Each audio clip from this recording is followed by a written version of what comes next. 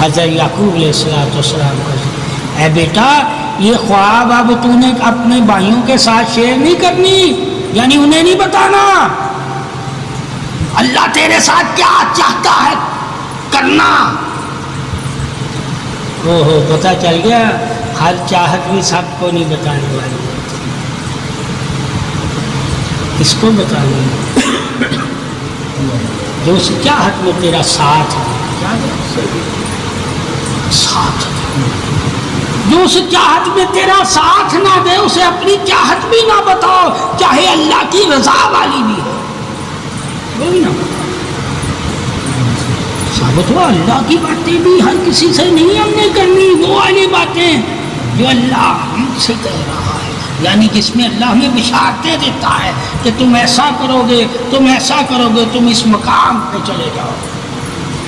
لوگ اس کی وجہ سے بھی مخالفت کریں گے، کون کریں گے؟ ایمان والے، اس کی وجہ سے ایمان والے کریں گے مخالفت، اور وہ کون ہوں گے؟ جو تم سے بغض رکھتے ہوں گے، ٹھیک ہے، حسد کرتے ہوں گے وہ لوگ، اور جو محبت کرتے ہوں گے وہ نہیں کریں گے مخالفت، ٹھیک ہے۔ تو جب اس کے بھائیوں کو پتہ چلا کہ یوسف یعقوب علیہ السلام سب کچھ صحیح دیں گے، اللہ ساری چیزیں صحیح دے گا، تو ان کو حسد انسان کو کہاں لے جاتا ہے؟ بتا دیا، مارنے تک، مارنے تک۔ حسد بندہ قاتل ہو سکتا ہے، حسد کرنے والا قتل بھی کر سکتا ہے، بتایا قرآن نے کہ کوئی اس وجہ سے یوسف علیہ السلام کو وہ بھائی قتل کرنے کے لیے تیار ہو گئے۔ وجہ کیا تھی؟ حسد۔ ہمارے جھگڑے بھی حسد ہے، کیا ہے؟ جب بھی بھائیوں میں تم جھگڑا دیکھو سمجھو کو حسد کا ہوگا، کیا ہوگا؟ اگر ان میں محبت ہوتی ساتھ مر جاتے، مگر لڑتے لڑتے، اس لیے وہ بھائیوں کا ذکر کیا گیا تاکہ تمہیں معلوم ہو کہ یوسف علیہ السلام سے وہ کیوں لڑے، کیوں نے مارنا چاہا، مگر اللہ کی حکمت تھی کہ یوسف علیہ السلام کو اللہ تعالیٰ نے جو مقام دینے تھے اسے بچایا، اس مقام تک پہنچایا، اور وہ مقام کا اعلان بھی کروایا، ٹھیک ہے۔ مگر وہ اس میں خوبی کیا تھی؟ وہ بولا نہیں ہے، کیا نہیں ہے؟ اپنے سفر کو جاری رکھا۔ اب تم کہو کہ میں کامیاب ہونا چاہتا ہوں تو پھر بھائیوں سے آگے لڑنا نہیں، تو اپنے سفر کو جاری رکھا، چاہے جتنی بھی مصیبتیں آئیں۔ تجھے اگر یقین ہے کہ اللہ تعالیٰ میرے ساتھ ہے، اگر تو حق پر ہے، تو یوسف علیہ السلام کو معلوم تھا کہ میں حق پر ہوں اور اللہ میرے ساتھ ہے، تو اس نے زبان بند کر رکھی، کیا رکھی؟ اور سفر جاری رکھا، کیا رکھا؟ کہیں نہیں بتایا میں کون ہوں، جہاں بھی کہا میں غلام کا کیا کام ہے؟ وفا کرتا۔ اب وفا کرتا رہا، کیا رہا؟ کس کے ساتھ؟ اللہ کی شان عظمت پارسائی کے ساتھ، ایسی وفا کہ بولا ہی نہیں، کیا نہیں بولا ہی نہیں، بھائی مار بھی رہے ہیں، مسکرا رہا ہے، بول کون رہے ہیں؟ جن کو حسد ہے اس کی طرف سے وہ بول رہے ہیں، خود نہیں بول رہا میں کون ہوں، ٹھیک ہے۔ ثابت ہوا کامیابی خاموشی میں ہے، کامیابی تو پھر ثابت ہو گیا نا زیادہ بولنے والے کون تھے؟ جو حسد کرتے تھے وہ فوراً پھٹ پڑیں گے، اور جو محبت کرتے ہیں وہ فوراً پھٹیں گے، وہ صبر کریں گے، تو لوگوں کی خصلت بتائی گئی کیا اس واقعہ میں، کیا لوگوں تم ذہن میں رکھنا کہ ایمان والے کیسے ہوتے ہیں اور بے ایمان کیسے ہوتے ہیں۔ گالی گلوچ پہ اتر آئے، ایمان والے اپنی زبان نہیں خراب کرتے، ان کے بارے میں حدیث ہے کوئی انہیں کیسے بھی کچھ کہے گا وہ مسکرا کے جواب ثابت ہوا مومن کا شیوا ہونا چاہیے، چہرے پہ مسکراہٹ، اور جس کے چہرے پہ مسکراہٹ نہیں ہے وہ مومن نہیں ہے، وہ مومن نہیں ہے۔ اپنی بھائیوں کے ساتھ چل، بھائیوں کے ساتھ مومن، ایک ہے ایمان اللہ کی توحید کا اقرار کر کے مومن ہونا،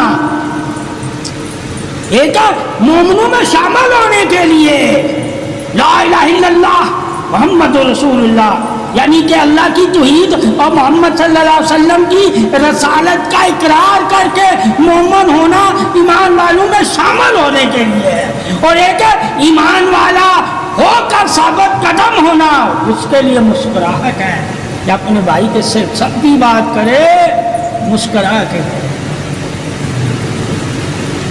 مسکرا کیوں مسکرا کے کرے؟ وجہ بتائی کہ جس کا دل نرم ہوتا ہے، جس کا دل نرم ہوتا ہے وہی تو مومن ہوتا ہے، وہی تو اللہ کا دوست ہوتا ہے، اور نرم دل والا کبھی بھی غصے سے بات نہیں کرتا، محبت اور پیار سے بات، اور جب اسے اپنے بھائیوں کا محبت اور پیار نہیں ہے تو وہ دوسروں سے کیا کرے گا؟ تو یہاں زبان کا پاس بتایا گیا کہ مومن اپنی زبان کا بھی پاس رکھتا ہے، ٹھیک ہے کہ وہ اپنی زبان سے اپنے بھائیوں کی عزت کو تار نہیں کرے گا، یہ عزت کا بھی پاسدار ہے، یہ عظمت فضیلت کا بھی پاسدار ہے، یہ خون کا حیا کا بھی پاسدار ہے، یہ صبر استقامت اور ساتھ کا بھی پاسدار ہے، یہ دوستی کا بھی پاسدار ہے، یہ محبت کا بھی پاسدار ہے۔ جب بھائی مومن کو پتا ہوگا کہ ایمان لانے کے بعد جب ایمان والوں کے ساتھ ہو جاتا ہوں، شامل ہو جاتا ہوں، اب مجھے کس کس کی عظمت کی پاسداری کرنی ہے، کس کس کا کیا حق ادا کرنا ہے، اور وہ حق ادا کرنے میں نے کیا اپنانا ہے، یعنی کہ اخلاص، محبت، مسکراہٹ، اس طرح اپنے بھائی کا حق ادا کرنا، تاکہ کوئی یہ نہ کہے کہ تم ظالم میں سے، ٹھیک ہے؟ زبان کا سب سے بڑا کیا نقصان ہے؟ کہا تلوار سے تو جسم کٹتا ہے، تلوار سے تو جسم کٹتا ہے، زبان سے دل کٹتا ہے۔ مومن اپنے بھائی مومن کا کبھی دل نہیں کاٹے گا، اسے جب علم ہوگا کہ میں اگر ایسی زبان سے بات کروں گا جو دل کو چیرے تو وہ زبان ایسی استعمال نہیں کرے گا، اسے پتہ چل گیا، دین نے اسے سمجھا دیا۔ جب اس نے اللہ رسول سے پوچھا کہ زبان سے دل کیسے کٹتا ہے، کہا ایسے الفاظ نہ ادا کرنا جن سے انسان کو تکلیف پہنچتی ہو، زنجیدہ ہو جاتا ہو، پریشان ہو جاتا ہو، نظر سے گر جاتا ہو، اور دوسروں کے سامنے وہ عزت اس کی نہ رہے، تو تو نے اس کی عزت بھی خراب کی، تو نے اس کی دوستی بھی خراب کی، تو نے اس کی محبت اور بھائی چارگی بھی خراب کی، تو نے اس کا اعتماد بھی خراب کیا۔ تیری زبان کی وجہ سے کتنا نقصان اس کا ہوا، اور تو نے احساس بھی نہیں کیا کہ میری زبان کی وجہ سے میرے بھائی پہ کیا گزری، کیا گزری، کیونکہ تیرے دل میں حسد ہے، حسد ہے، اس لیے تو بول گیا۔ تو حسد کرنے والا کسی کا بھائی نہیں ہوتا. اس سے ثابت ہوا زبان کی وجہ سے بھی پتہ چل جاتا ہے کہ یہ میرے بھائی کی طرح مجھ سے گفتگو کر رہا ہے یا دشمن کی طرح گفتگو کر رہا ہے. یا میرے خیر بھی اس سے اچھے ہیں میرے لیے، یہ اپنا ہو کے مجھے ذلیل کر رہا ہے، لوگ غیر ہو کے میری تعریف کر رہے ہیں. تو غیروں سے بھی اس نے نہیں سیکھا، کم سے کم غیروں کو ہی دیکھ لیتا کہ وہ بھی تیرے بھائی کو اتنا ذلیل نہیں کرتے جتنا تو ذلیل کرتا ہے، یا ظلم ذلیل کرتا ہے. تو اپنے خون کو ذلت دے رہا ہے، اپنی عزت کو ہی تار تار کر رہا ہے، اپنے بھائی کا ہی جگر کاٹ رہا ہے، دل کاٹ رہا ہے. تو جب تو اپنے بھائی کا بھائی نہیں ہو سکا تو مومن کیسے ہو سکتا؟ مومن کیسے؟ تو بہت سے اپنی زبان کی وجہ سے کفر کر بیٹھتے ہیں، شرک کر بیٹھتے ہیں، قتل کر بیٹھتے ہیں، اپنے بھائی کو بے عزت کر بیٹھتے ہیں، پردے نہیں رکھتے. کیا نہیں رکھتے؟ مسکراہٹ ایک پردہ ہے، جب تک یہ پردہ تیرے چہرے پہ رہتا ہے اللہ اور اس کے فرشتے تجھے سلامتی کی دعائیں کرتے رہتے ہیں. یہ مسکراہٹ ایک ایسی دولت ہے کہ صدقہ ہے. کیا ہے؟ کہا اللہ تعالیٰ نے مسکراہٹ کو اتنی فضیلت عطا کی اور میں مسکراہٹ چھوڑ کے کفر اپنا لیا جس میں فضیلت ہی فضیلت ہی. بلائیں میری دور ہو جائے گی مسکرانے سے، صدقہ دینے سے. میرا دل نرم رہے گا، میرے دل پہ زنگ نہیں لگے گا، میرا دل سخت نہیں ہوگا، میرا دل بنجر نہیں ہوگا، میرا دل ویران نہیں ہوگا. آباد رہوں گا اگر مسکراتا رہوں گا. تو ہمیشہ اپنے بھائی بہنوں سے مسکرا کے بات کرنی چاہیے. ایمان سلامتی کی دلیل ہی مسکراہٹ ہے. یعنی کہ جس کا دل نرم ہوتا ہے اس کا چہرے پہ بھی مسکرائے، یعنی کہ نرمی ہوگی. اور جس کا دل سخت ہوتا ہے اس کا چہرہ بھی بنجر ہوتا ہے، یعنی چہرے پہ بھی سختی. اسی لیے مسکراہٹ کو رکھا گیا چہرے پر تاکہ لوگ دیکھ سکے مومن کون ہے اور منافق کون ہے. ٹھیک ہے؟ تو مسکراہٹ سے بھی پتہ چل جاتا ہے کون مومن ہے، کون حاسد ہے اور کون مخلص ہے. آج وہ اصول ہی نہیں ہمارے پاس اپنے بہن بھائیوں سے اس رنگ میں بات کرنے کی. اپنائے نہیں ہم نے دین سے، وہ اصول اپنائے نہیں. دین نے ہمیں تو سارے اصول بتائے کہ تم نے گفتگو کے اپنے بہن کے ساتھ جب بات کرنی ہے تو کس انداز میں کرنی ہے، اپنے باپ کے ساتھ جب بات کرنی ہے تو کس انداز میں کرنی ہے، اپنی ماں کے ساتھ جب بات کرنی ہے تو کس انداز سے کرنی ہے، اپنی بہن کے ساتھ جب بات کرنی ہے تو کس انداز سے کرنی ہے، اپنی اولاد کے ساتھ جب بات کرنی ہے تو کس انداز سے. تمہیں دین نے یہ ساری باتیں بتائی تھی، تمہیں دین سے یہ باتیں سیکھی کیوں نہیں؟ اگر تم نے دین سے سیکھا ہوتا تو تجھے بات کرنے میں بھی اللہ سے ڈرتا اور ایسی بات کبھی نہ کہتا جس سے دوسرے کا دل دکھتا. جو اللہ سے ڈرتے ہیں وہ کسی کا دل نہیں دکھاتے، وہ کسی کے ساتھ زیادتی نہیں کرتے، وہ کسی کو ایسے کلمات نہیں کہتے جس کی وجہ سے گلے کی عزت نہ رہے.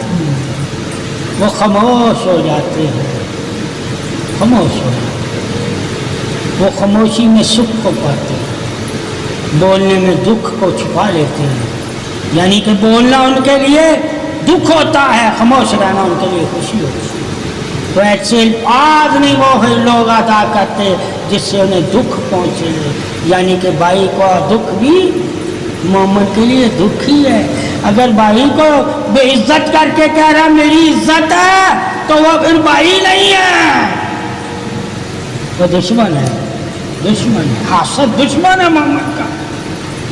تو ثابت ہو گیا جن بھائیوں کے دل میں حسد ہوتا ہے، جن بھائیوں کے دل میں حسد ہوتا ہے، وہ نہیں چاہتے ہمارا کوئی دوسرا بھائی عزت پائے، وہ کہتے ہماری ہی غلامی میں کہے ہم غلام۔ اس لیے یوسف علیہ السلام کے بھائیوں نے کہا یہ تو ہمارا غلام ہے، بھائی نے کہا ارے غلاموں کو ایسے کہا جاتا ہے، جو مرضی سنا دو، بھائی کو نہیں اللہ سنا سکتا۔ اس لیے کہتے ہیں کہ اللہ کے نبی نے اپنے بھائی کو غلام نہیں بنانا، سردار بنانا، اپنے جیسا مقام دینا، جس طرح تو عزت چاہتا ہے اسی طرح اپنے بھائی کی عزت چاہنا، جس طرح تو عزت چاہتا ہے اسی طرح اپنے بھائی کے لیے عزت چاہنا، جس طرح تو دولت چاہتا ہے اسی لیے وہاں جو تو پسند کرتا ہے وہی اپنے بھائی کے لیے پسند کرتا ہے۔ تو یہاں جب حدیث میں پسند کی بات ہے کہ مومن وہی ہے جو اپنے لیے پسند کرے، وہی دوسرے مومن کے لیے پسند۔ کیا تو اپنے لیے پسند کرے گا کہ تیرا بھائی تجھے بست کرے؟ تو تو اپنے بھائی کو کیوں بست کر رہا ہے؟ تیرا بھائی تجھے ذلیل کرے تو پسند کرے گا، تو پھر دوسرے کو تو کیوں ذلیل کر رہا ہے؟ اس دین یہاں بتاتا ہے کہ جو تم اپنے لیے پسند کر رہے ہو وہی دوسروں کے لیے پسند کر رہے ہو۔ اپنے لیے تو عزت پسند کر رہا ہے اور اپنے بھائی کو ذلیل کر رہا ہے، تو بھائی نہیں ہے، تو بھائی نہیں ہے، تو ہستی ہے، تو ہستی ہے۔ اس لیے جب یوسف علیہ السلام کے بھائیوں میں حسد پیدا ہو گیا تو بھی یوسف علیہ السلام کو اپنی نظروں سے گراتے تھے، مگر اللہ تعالیٰ نے وعدہ کیا ہوا تھا کہ ایک دن یہ تیرے آگے جھکیں گے جو تمہیں جھکانا چاہ رہے ہیں، ٹھیک ہے، مگر تو صبر کرنا۔ کیا پھر بھائی کا کیا کام ہے؟ جب بھائی مخالف کرے صبر کرے، پھر اس کا صبر ساتھ ہے، کیا ہے؟ صبر ساتھ ہے۔ کہ اگر تمہارا کوئی بھائی ایسا ہے تمہیں ذلیل رسوا دیکھنا چاہتا ہے، تیری عزت نہیں چاہتا، تجھے لوگوں میں بدنام کرتا ہے، تو پھر ایک رب ہے وہ کہتا ہے میں صبر کرنے والے کے ساتھ ہوتا ہوں۔ اگر تو صبر کرے گا تو اللہ کا تجھے ساتھ مل جائے گا، اور جب تجھے اللہ کا ساتھ مل جائے گا تو اللہ پھر سے تیری عزت دوسرے کے دلوں میں زندہ کر دے گا، اور دوسرے پھر تیری عزت کے آگے جھکنے لگ جائے۔ تو یہ مقام عزت کا صبر سے ملتا ہے، صبر سے، اب بولنے سے نہیں ملتا، صبر سے ملتا ہے۔ اس لیے کہتے ہیں کہ جب کوئی بول رہا ہو تو یوسف کو یاد رکھنا، یوسف کو یاد رکھنا، کیا کیا نہیں اس کے بارے میں لوگوں نے بولا، کیا کیا نہیں بھائیوں نے بولا، بازاروں میں بدنام ہوا، غاروں میں بدنام ہوا، ہر جگہ ہر کسی نے اسے بدنام کرنے کی کوشش کی، یہاں تک جو زلیخا ان سے محبت کرتی تھی اس نے بھی بدنام کیا۔ کیا کیا؟ محبت کرنے والے بھی تمہیں بدنام کریں گے جب ان کی محبت کے مطابق تو عمل نہیں کرے گا۔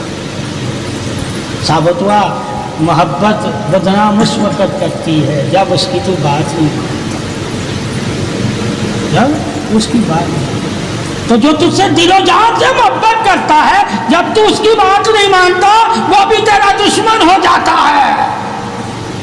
یہاں یہ بھی ثابت ہوا، اس واقعہ میں یہ بھی ثابت اللہ نے کیا کہ زلیخا بے پناہ یوسف علیہ السلام سے محبت کرتی تھی، اور جب یوسف علیہ السلام سے جو زلیخا چاہتی تھی یوسف علیہ السلام نے اس کی چاہت کو نہیں پورا کیا تو زلیخا ہی ان کی خراب دشمن ہو گئی۔ کیا ہو گئی؟ سزا دلوا دی، مگر انہوں نے اللہ کے لیے سزا کو قبول کیا، مگر زلیخا کی چاہت کو نہیں کیا۔ یہاں بھی ایمان کا تقاضا کیا ہے کہ اگر تجھ سے بے پناہ کوئی محبت کرتا ہے اور اللہ کے ہٹ کر تجھے کوئی چاہت کی طرف بلاتا ہے، اس میں اللہ کی رضا نہیں شامل، تو نے وہ چاہت کو ٹھکرا دینا جس میں اللہ کی رضا نہیں شامل۔ یہ سبق لیا گیا، کیا لیا گیا؟ تاکہ لوگ جو محبت کرنے والے ہیں وہ یہ دعوے نہ کریں یعنی فلاں محبت کرتا تھا تو اس نے اس کی محبت کے لیے اس کی بات مان لی۔ ارے کسی کی کیسی بھی محبت ہے، اللہ کی محبت کے سامنے کسی محبت کو بھی فضیلت نہ دینا، اللہ کی محبت ہی سب سے بڑی محبت ہے۔ نفس کی محبت کو ٹھکرا دیا، مال بھی تھا، سلطنت بھی تھی، وزارت بھی تھی، دولت بھی تھی، سب کچھ تھا۔ زلیخا نے یوسف علیہ السلام کو سب کچھ دیا تھا، مگر جب آئی اللہ کی نافرمانی کی بات تو یوسف علیہ السلام نے کہا تو سب کچھ لے لے، میں اللہ کا نافرمان، میں یہ گناہ نہیں کر سکتا، اللہ کی نافرمانی نہیں کر سکتا، تو کیا وقتی طور پر سزا کو قبول کر،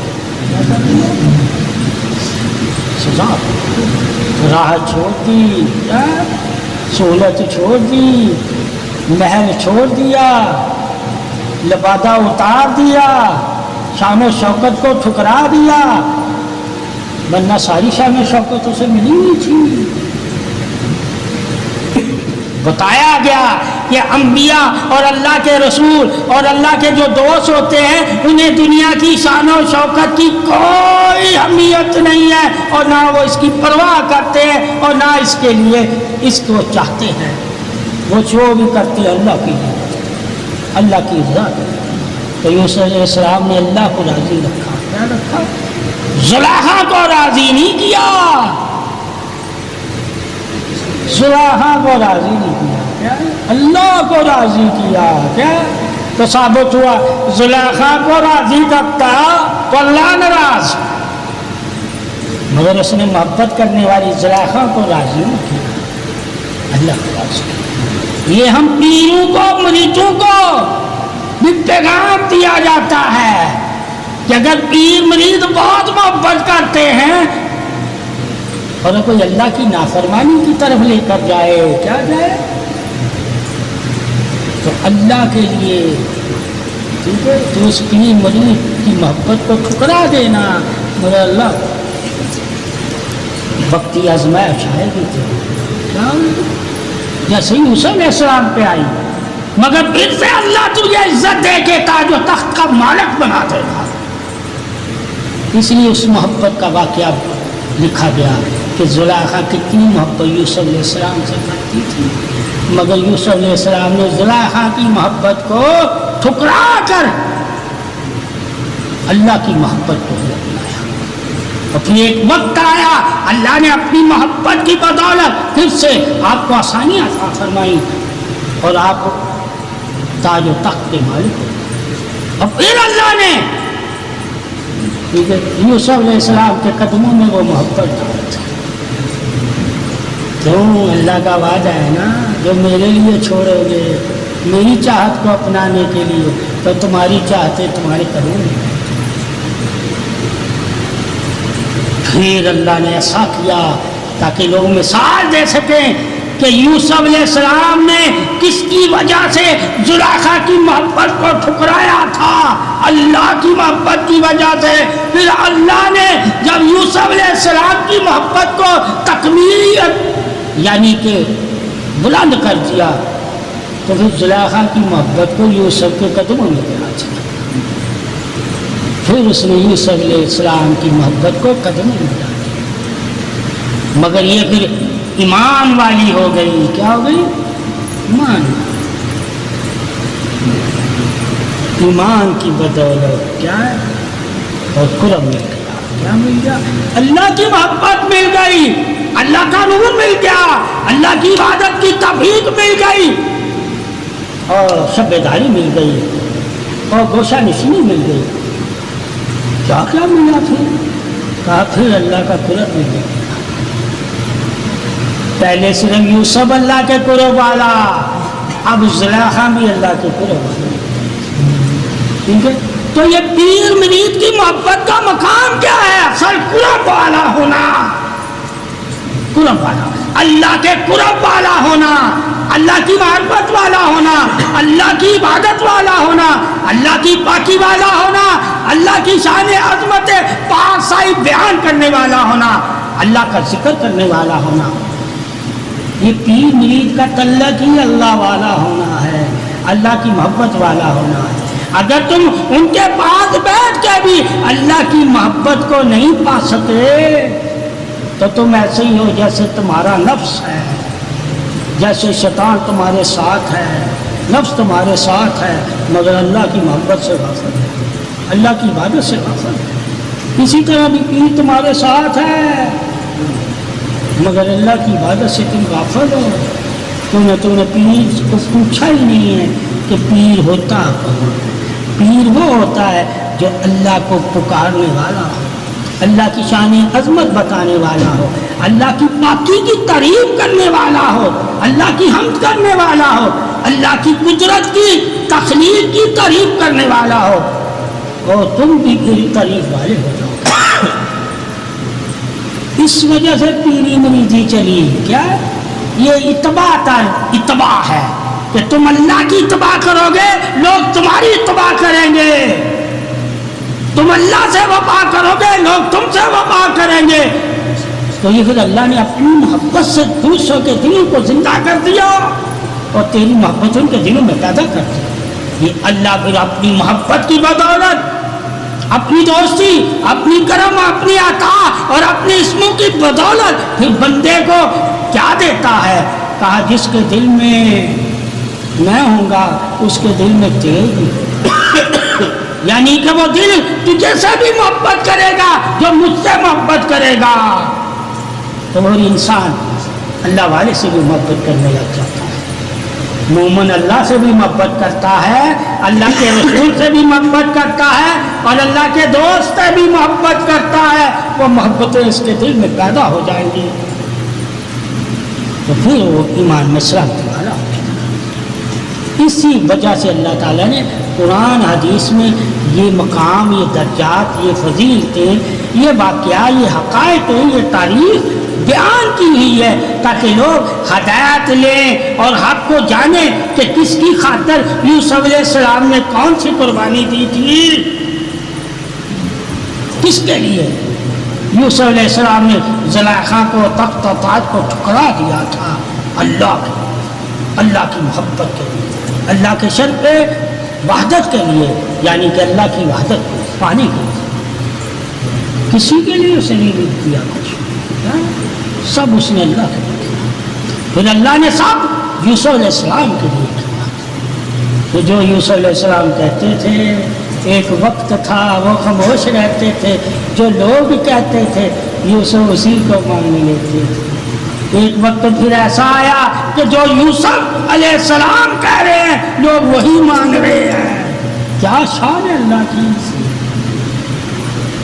ایک وقت میں وہ بول نہیں رہے کہ کوئی مان نہیں رہے.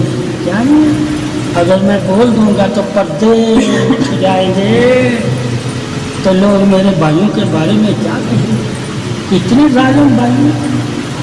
اس لیے خاموش رہنا ہی اپنے بھائیوں کے ظلم پہ پردے ڈالتی ہے. خاموش رہنا تو خاموشی پردہ بھی ہے، خاموشی پردہ.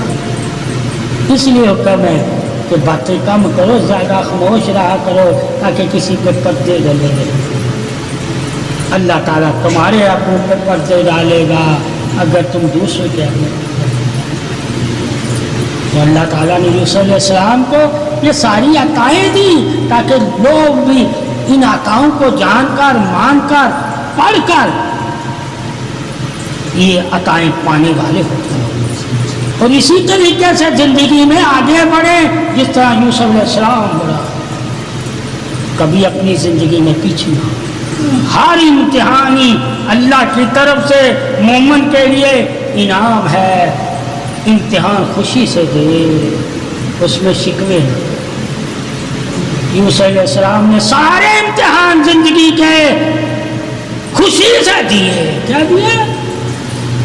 خوشی سے دیے. کوئی شکوہ نہ کیا.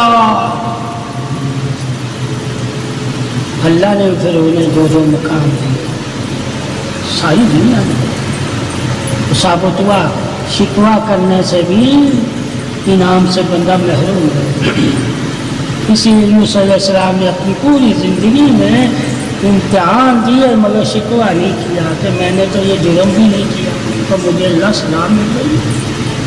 کہا اس سزا میں بھی اللہ تیری کوئی حکمت ہے. سزا میں بھی حکمت مان کر آپ نے قبول کی سزا. کس کا فائدہ ہوا اس سزا سے؟ پھر جب آپ کے بارے میں ہم پڑھیں گے کہ اس سزا سے کتنا فائدہ ہوا. کہا جو ساتھ قیدی تھے وہ ایمان لے آئے. کیا لے آئے؟ یوسف علیہ السلام نے وہاں تبلیغ کر دی شروع. اللہ کی وحدت کا بیان کرنے لگ گئے. وہ ساتھ والے ماننے لگ گئے, آزمائے لینے لگ گئے, مان. تو ان کا جیل میں جانا سب سے بڑی کامیابی تھی.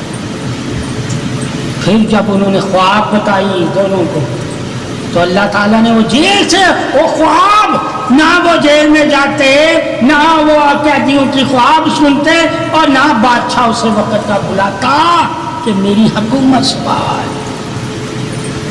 کہا کبھی کبھی تمہیں قید بھی بادشاہ دینا چاہیے حتیٰ کہ قید کا کوئی مجرم نہیں ہے. تو شکوہ آنا چاہیے تھا مگر آپ مطمئن ہو کہ قیدی بنی ہوئی. کسی کو نہیں کہا کہ میں نہیں ہوں. خاموش ہو کے قید کو تسلیم. خاموشی سب سے بڑا سکھ ہے. کبھی کبھی جذبات سے کام نہ لیا کرو. خاموش آسا سا اللہ خود راستہ نکالے گا. یہ وہ تبلیغ ہے اللہ کی کہ یوسف علیہ السلام کے لیے اللہ نے پھر خود راستہ نکالا. کس بنا پر؟ جب آپ خاموش ہو گئے اللہ کی رضا پر کہ جو اللہ تیری رضا ہے. ٹھیک ہے. مگر اللہ کی عبادت, اللہ کی حمد اور اللہ کی پاکی اور اللہ کی توحید اسی طرح بیان کرتے رہے جس طرح وہ آزاد بیان کرتے. ٹھیک ہے. تو اس سے انسان کو ہمت ملتی ہے. اگر وہ انبیاء کے واقعہ, ان کی حالات زندگی اور ان کی حکمتوں سے واقف ہو تو کوئی بھی مومن کبھی بھی پریشان نہیں ہوگا. وہ پریشانی میں بھی کہے گا اللہ کوئی نہ کوئی راستہ نکالے گا, اسی لیے مجھے پریشانی دی. کو بہتر چاہتا ہے جس طرح یوسف علیہ السلام کو پریشانیاں یعنی آزمائشوں میں ڈال کے اللہ ہر وقت ان کے لیے بہتری کر رہا تھا. یہ مثال اس لیے ہے کہ اگر انسان مومن تیرے لیے بھی کوئی پریشانیاں آئے تو تم انبیاء جیسا ایمان رکھنا, ان جیسا یقین رکھنا, ان جیسا اللہ پہ بھروسہ رکھنا, ان جیسا صبر رکھنا, تو یقین کر لینا تیرے لیے بھی اللہ نے مصیبتوں میں کوئی ثانیہ رکھی.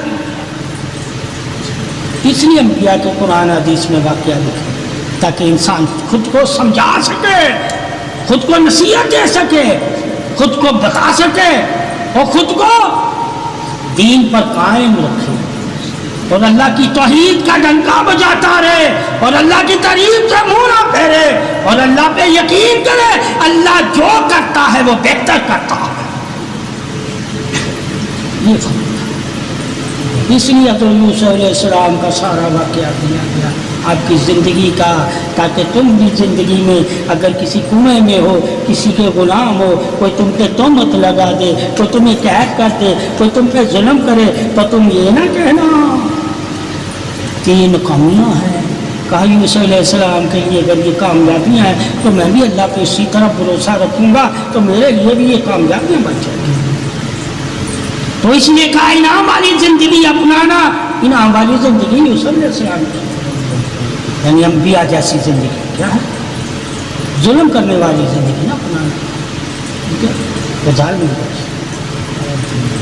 تو زندگی بھی اپنانا, لیکن انعام والی جیسی زندگی تمہیں اپنانی ہے. اور اسی طرح زندگی کو گزارنا ہے، اسی طرح توکل رکھنا ہے، اسی طرح صبر کرنا ہے، اسی طرح اللہ کو یاد کرنا ہے، اسی طرح اسی طریقے سے اللہ سے مدد بھی مانگتے رہنا۔ مجھے اللہ تمہیں پھر اپنا دوست بنا کر اپنی عطاؤں سے نواز دے گا۔ اور سب سے بڑی اللہ کی عطا کیا ہے؟ تمہاری دعاؤں کا قبول ہونا۔ جب تمہاری دعائیں قبول ہونے لگ جائیں سمجھو اللہ اب ہم سے راضی ہو گیا، اللہ راضی ہو گیا۔ آج دعاؤں کو اہمیت نہیں لوگ دیتے۔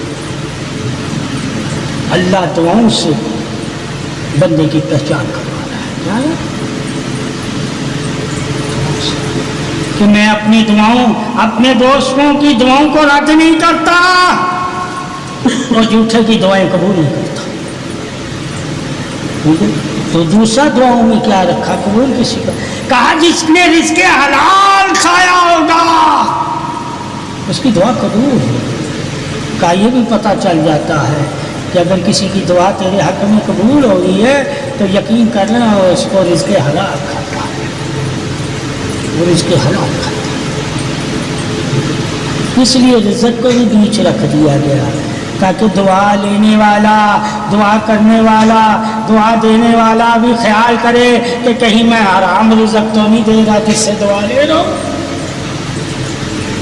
ٹھیک ہے، یہ بھی میرے ذہن میں رکھے